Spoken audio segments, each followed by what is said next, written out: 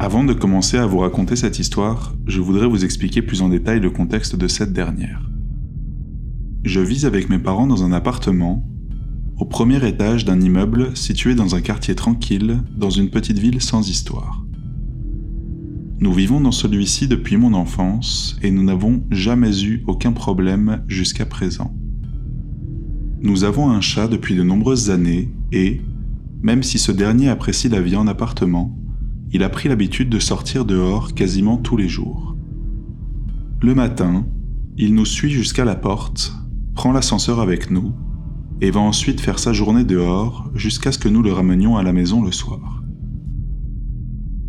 Mon chat n'est pas très ponctuel et il lui arrive souvent de rester beaucoup plus tard à traîner dans le quartier, parfois jusqu'à tard dans la nuit ou pendant plusieurs jours d'affilée. Il lui arrive également de vouloir revenir au bout de quelques heures seulement et de vouloir rentrer à l'intérieur. Le problème dans ces cas-là, c'est que comme j'étudie à l'université et que mes parents travaillent, nous sommes absents toute la journée et il doit attendre que nous rentrions. Comme je l'ai dit plus tôt, nous vivons dans un appartement au premier étage et la solution que mon chat a trouvée est de s'asseoir sous l'un de nos balcons et de miauler à tue-tête pour attirer notre attention. Quand nous sommes à la maison, cela fonctionne parfaitement. Mais quand nous ne sommes pas là, inutile de préciser que sa technique est forcément beaucoup moins efficace. Notre solution a donc été de demander gentiment à nos voisins qui ont la clé de notre appartement de le faire monter pour qu'il n'ait pas à attendre dehors toute la journée. Ceux qui n'ont pas la clé le laissent aussi parfois entrer dans l'immeuble pour qu'il n'ait pas à attendre dehors, notamment quand il fait froid ou qu'il pleut. Je précise que notre appartement est un peu spécial parce qu'il est plus grand que les autres et qu'il s'étend sur toute la surface du premier étage. Il y a deux possibilités pour rentrer dans ce dernier. La première est d'emprunter la cage d'escalier commune à l'immeuble, de s'arrêter sur mon palier, puis d'ouvrir la porte d'entrée qui est habituellement verrouillée par 2 serrures. La deuxième est d'utiliser l'ascenseur avec une clé spéciale qui permet de rentrer directement dans notre appartement, puis de déverrouiller la porte qui ne possède qu'une seule serrure. Notre chat est habitué à la deuxième option, et moi aussi, parce que nous sommes tous les deux paresseux. Mais quand les voisins qui n'ont pas la clé le laissent entrer dans l'immeuble, il monte les escaliers et attend sur le palier.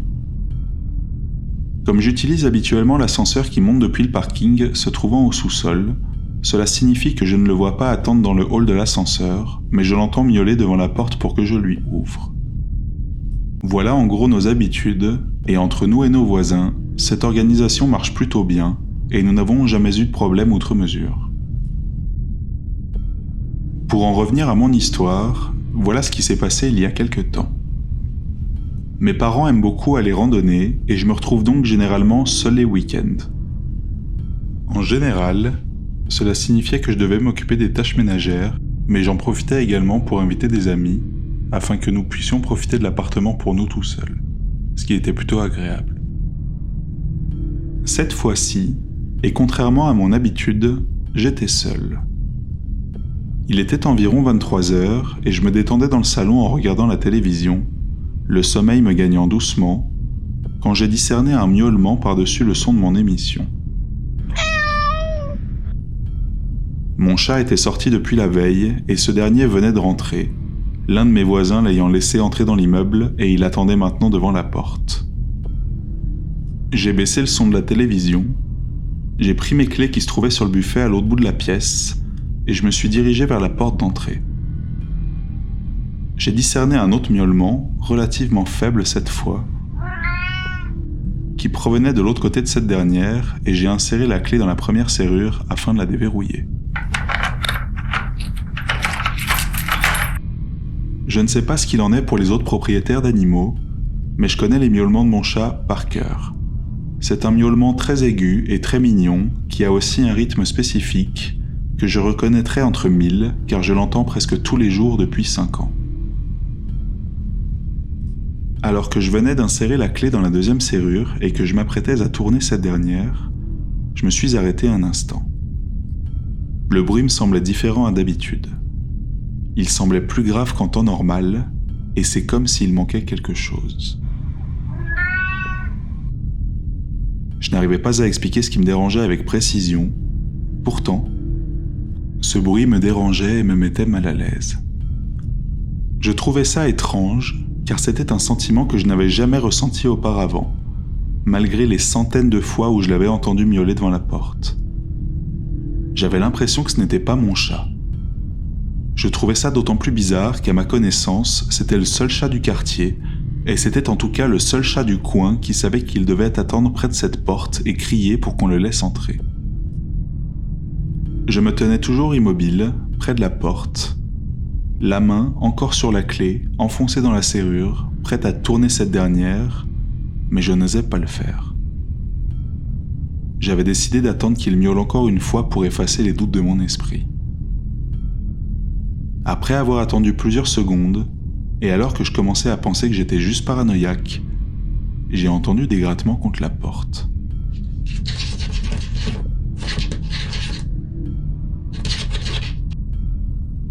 J'ai lâché la clé et je suis resté figé, totalement stupéfait et à moitié effrayé. Mon chat n'a jamais gratté cette porte. À ce moment-là, j'ai entendu le miaulement redoubler en intensité et j'ai eu peur que mes voisins ne se réveillent à cause du bruit. Sur le coup de la surprise, je me suis à nouveau saisi de la clé et j'ai commencé à la tourner quand j'ai entendu un autre bruit provenant de derrière la porte qui m'a définitivement terrorisé. Une toux. Pour information, je ne suis pas une personne très prudente et en 21 ans de vie dans cet appartement, j'ai dû regarder dans le Judas peut-être 5 fois au total. Mais cette fois-ci, mon cerveau ne m'a pas laissé le choix et Dieu merci, je l'ai écouté. J'ai à nouveau lâché mes clés, j'ai mis mon œil contre la porte et je l'ai vu. Un homme se tenait là, le visage à moitié collé contre la porte, miaulant à travers l'interstice. Dire que j'étais terrifié est un euphémisme. Je crois que mon cœur s'est littéralement arrêté. Je suis resté là, pétrifié, pendant ce qui m'a semblé être une éternité. Je ne sais pas vraiment combien de temps il m'a fallu pour bouger à nouveau, mais finalement, mon corps a pris le dessus. J'ai fait ce que vous attendez. J'ai couru chercher mon téléphone, je me suis mis dans le coin du salon et j'ai appelé la police. Le temps qu'ils arrivent, il n'y avait personne devant la porte. Je ne me souviens même plus quand les miaulements se sont arrêtés. Ils ont juste pris ma déposition avant de me dire d'être prudent et de partir. À ce jour, je ne sais toujours pas ce que voulait ce type. À vrai dire, je ne suis pas sûr de le vouloir de toute façon. Je ne sais pas non plus comment il est entré dans le bâtiment, puisqu'il faut une clé pour y accéder, et comment il a su que j'ouvrirais la porte s'il imitait mon chat devant celle-ci. Ce qui est sûr, c'est que je fais maintenant constamment attention avant d'aller ouvrir la porte, et que j'attends toujours que mon chat miaule plusieurs fois, afin d'être bien sûr que ce soit lui avant d'aller lui ouvrir.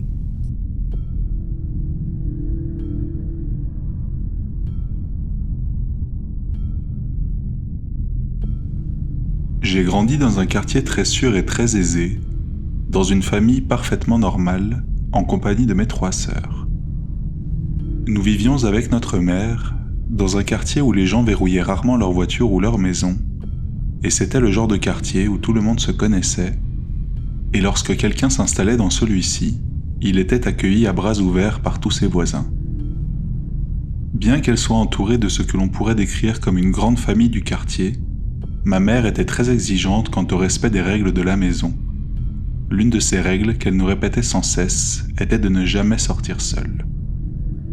Pour aller chez un ami, on devait être 3 à y aller, comme ça, 2 d'entre nous pouvaient rentrer ensemble après avoir déposé la 3e.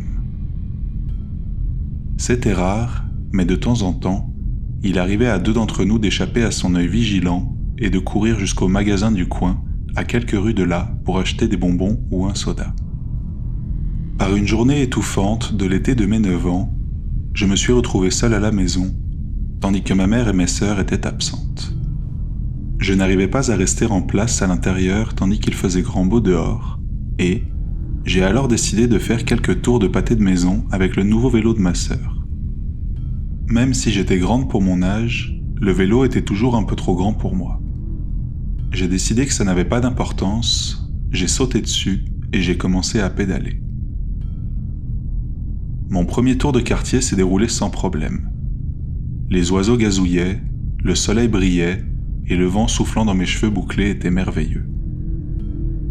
Au deuxième tour du pâté de maison, j'ai dépassé une vieille voiture inconnue garée sur le côté de la route. Le soleil se reflétant sur l'énorme éraflure située sur la porte du conducteur m'a temporairement ébloui, et il m'a fallu plusieurs instants avant que ma vision ne redevienne normale, tandis que je manquais de chuter de mon vélo. Au troisième tour, alors que je discernais à nouveau la voiture toujours arrêtée, j'ai vu que celle-ci venait de redémarrer et se dirigeait lentement vers moi. Un petit malaise s'est installé dans mon estomac lorsque le conducteur a ralenti en me dépassant. Je me suis dit qu'il devait rouler doucement pour éviter de m'écraser, et j'ai continué ma route. J'ai pris de la vitesse en tournant le coin de la rue, et j'ai décidé de faire encore une fois le tour du pâté de maison, mais en me dépêchant pour arriver avant que ma mère ne rentre et éviter les ennuis si elle me surprenait seule dehors. J'ai atteint le bas de la colline près de notre maison avec un peu de vitesse, et j'ai commencé à grimper jusqu'au sommet, en ralentissant de plus en plus à mesure que je m'approchais. Au moment où j'ai atteint le sommet de la colline, j'ai dû m'arrêter pour reprendre mon souffle en faisant vaciller le vélo trop grand sur ma hanche. Alors que je tâchais de reprendre ma respiration, les poils de ma nuque se sont hérissés. Mes bras se sont bloqués sur le guidon et chaque parcelle de mon corps s'est figée. Je m'étais fait prendre. Je le savais. J'ai entendu une voiture se faufiler derrière moi et ça ne pouvait être que ma mère. Mais alors que j'ai tourné la tête pour voir le véhicule qui s'approchait, j'ai vu que ce n'était pas elle. Alors que le soulagement aurait dû m'envahir, la peur n'a fait que s'intensifier, raidissant encore plus mes membres déjà paralysés. J'ai reconnu la même vieille voiture, avec la même rayure sur la porte, ralentir juste à côté de moi.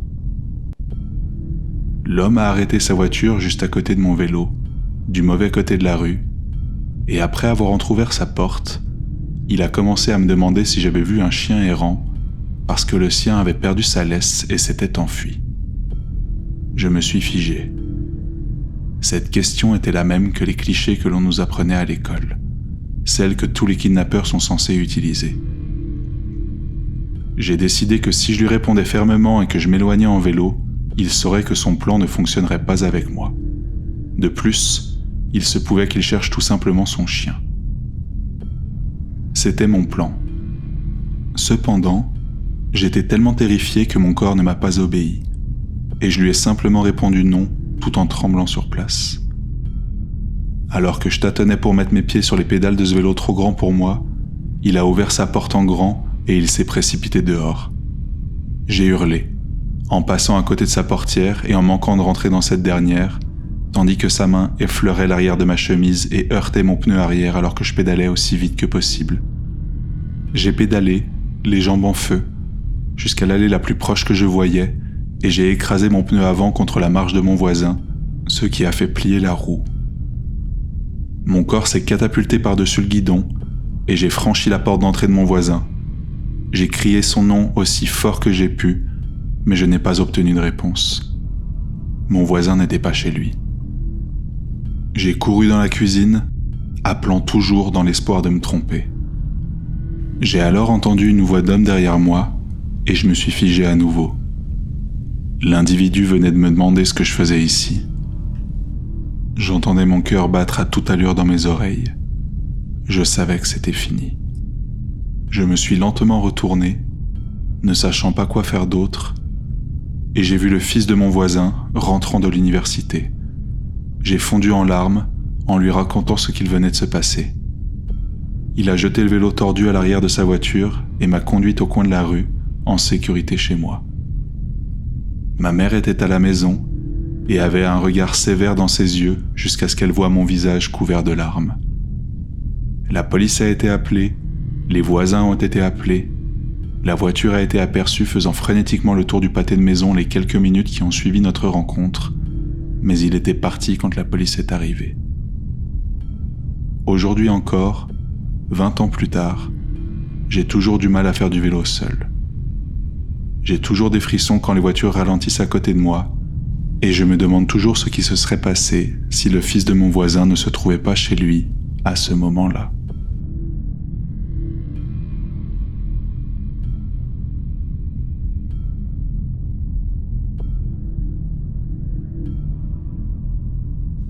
Ce que je vais vous raconter est vraiment la chose la plus effrayante et la plus horrible qui me soit jamais arrivée. À ce jour, je n'ai toujours pas la réponse quant à ce qu'il s'est exactement passé ce jour-là, ou pourquoi on en voulait après moi.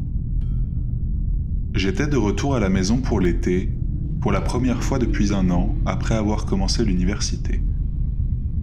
Notre maison se trouvait juste à l'extérieur d'une petite ville et était entourée par des forêts tout autour. Il y avait aussi un petit lac artificiel dans lequel se jetait une rivière qui traversait la forêt sur des kilomètres et se ramifiait en de nombreux ruisseaux à l'est du lac.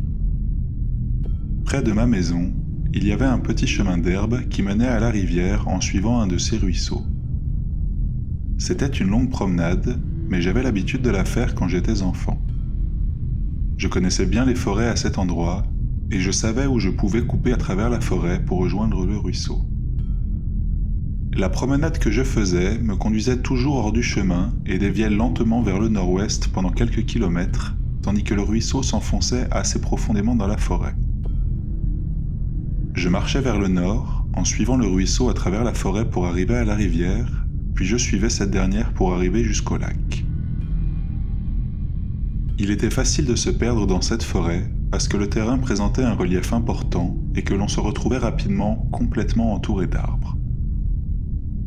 J'ai passé de nombreux jours à m'y promener, seul ou avec mon père, pendant 18 ans, mais je n'ai jamais vu personne d'autre dans la forêt. J'y suis allé 2 fois cet été-là, et les 2 fois, j'étais seul. Ou presque. La première fois, je suis parti dans la matinée. J'ai suivi le chemin habituel jusque dans la forêt, puis j'ai cheminé le long du ruisseau pendant environ 1 heure. Alors que je m'étais arrêté quelques minutes et que je passais mes mains dans l'eau, j'ai entendu une cloche au loin. Le son semblait provenir du nord. Quelque chose faisait sonner cette cloche avec ferveur, et ce, périodiquement, ce que j'ai trouvé étrange. J'ai bien écouté, en me demandant si ce n'était pas un chien de chasse perdu, et j'ai commencé à me diriger vers le son. Je savais bien que ce n'était peut-être pas la meilleure chose à faire, mais je me dirigeais vers le nord de toute façon. Alors j'ai pensé que ça n'avait pas d'importance. Alors que je marchais, tout en entendant le son qui résonnait toujours périodiquement, j'ai réalisé que ça ne pouvait pas être un animal. Je pouvais dire que la cloche était trop lourde, à cause de la clarté du son, pour être attachée à un collier. J'ai continué à avancer, et plus je m'avançais, plus il me semblait que la cloche s'éloignait de moi. Cette dernière s'est ensuite arrêtée complètement après 5 minutes.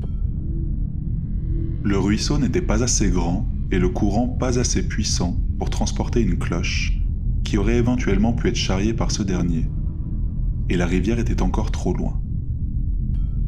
J'ai pensé à toutes les éventualités, mais rien n'expliquait ce son, à part une chose qui me mettait profondément mal à l'aise.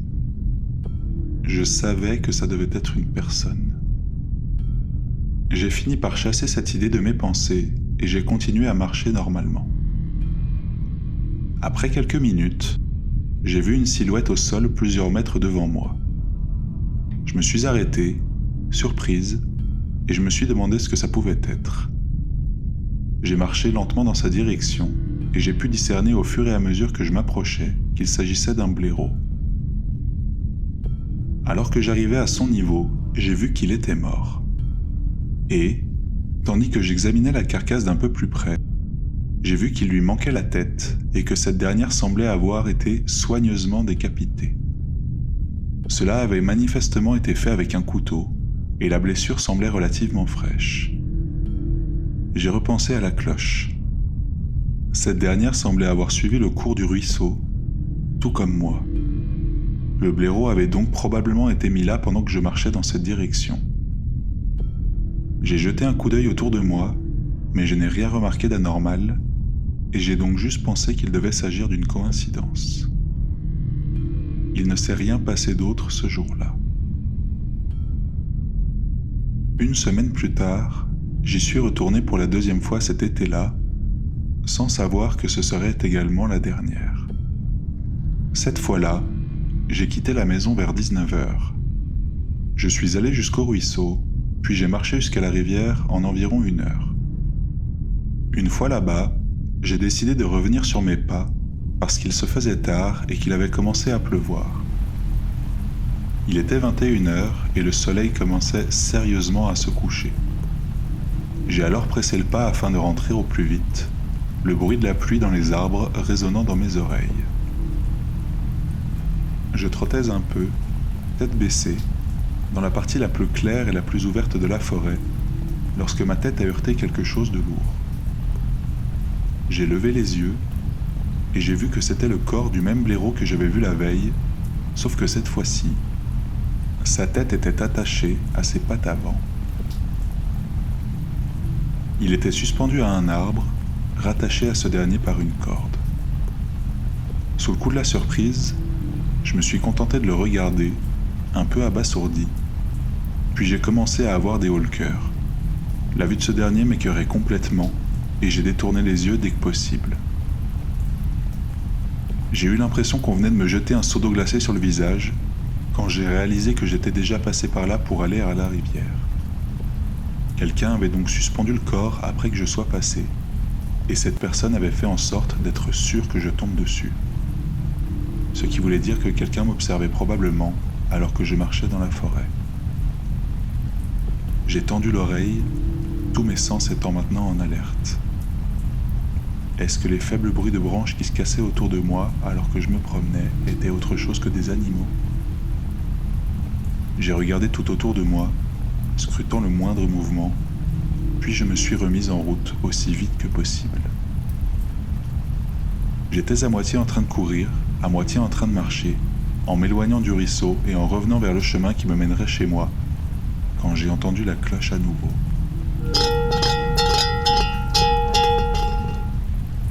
Je ne peux pas expliquer le sentiment que j'ai eu.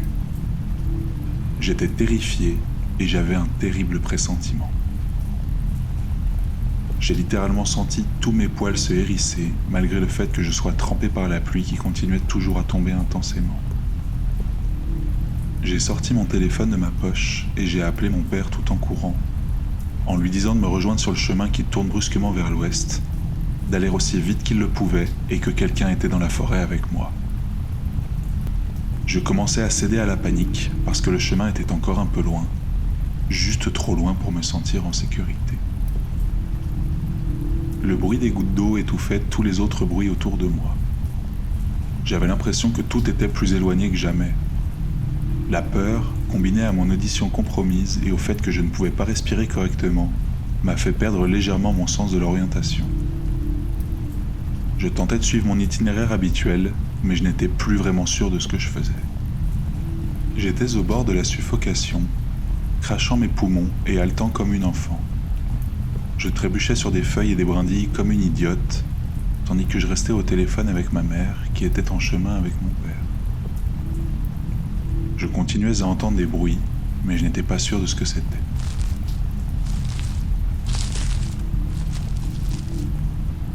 Ma mère criait au téléphone en me disant qu'ils étaient sur le chemin, que je devais courir, que mon père était devant elle et qu'il se dirigeait vers l'endroit que je lui avais indiqué. J'étais terrifié et épuisé. Je n'arrivais plus à courir aussi vite et je devais alterner entre marcher et courir car j'étais à bout de souffle. J'ai soudainement entendu des branches se casser derrière moi et j'ai discerné des bruits de pas pour la première fois un peu plus loin derrière les arbres.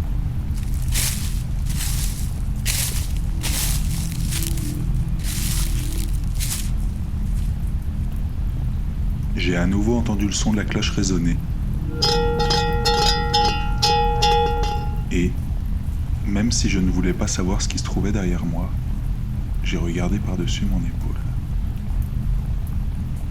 C'est alors que j'ai vu ce qui se trouvait dans la forêt avec moi. une grande silhouette recroquevillée d'un homme se dirigeant dans ma direction, tout au bout de la clairière, faisant sonner cette cloche lentement devant son ventre. Je pouvais voir qu'il me regardait fixement. Je ne sais pas si j'avais une capacité secrète ou des pouvoirs surhumains instinctifs induits par l'adrénaline, mais je me suis remis à courir à toute vitesse, oubliant ma fatigue et ne me retournant pas une seule fois. J'ai crié autant que je pouvais. J'ai hurlé que j'étais au téléphone avec la police et qu'ils étaient en chemin. J'ai également crié à l'individu que je voyais mon père juste devant moi, même si je savais qu'il était encore loin et que j'étais seul. J'avais l'impression que quelque chose d'horrible allait se produire. J'avais le sentiment que l'homme était juste derrière moi et je me répétais intérieurement de ne pas regarder en arrière, de peur de trébucher et de tomber au sol. J'ai juste couru aussi vite que je le pouvais et j'ai même laissé tomber mon sac sans même m'en rendre compte. Les choses ne semblaient plus réelles. C'était comme si mes jambes bougeaient toutes seules. Je ne savais pas si l'homme me suivait toujours.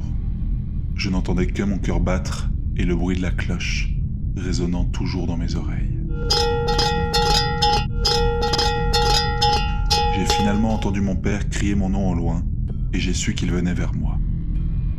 Après quelques secondes de plus, je l'ai aperçu à travers les arbres et je me suis presque jeté sur lui quand nous sommes arrivés l'un à l'autre. Mon père a aussi entendu la cloche à proximité et nous avons continué de courir jusqu'à la voiture où ma mère nous attendait. Nous sommes partis en trombe sans même nous retourner et je ne sais pas si l'homme nous courait encore après. Je ne suis jamais retourné dans cette forêt et je ne marche plus toute seule dans les bois depuis cet incident. Quant à l'homme, je ne sais pas ce qu'il est devenu, ni s'il rôde toujours dans cette forêt, à espionner les rares promeneurs qui y ont aussi aventuré.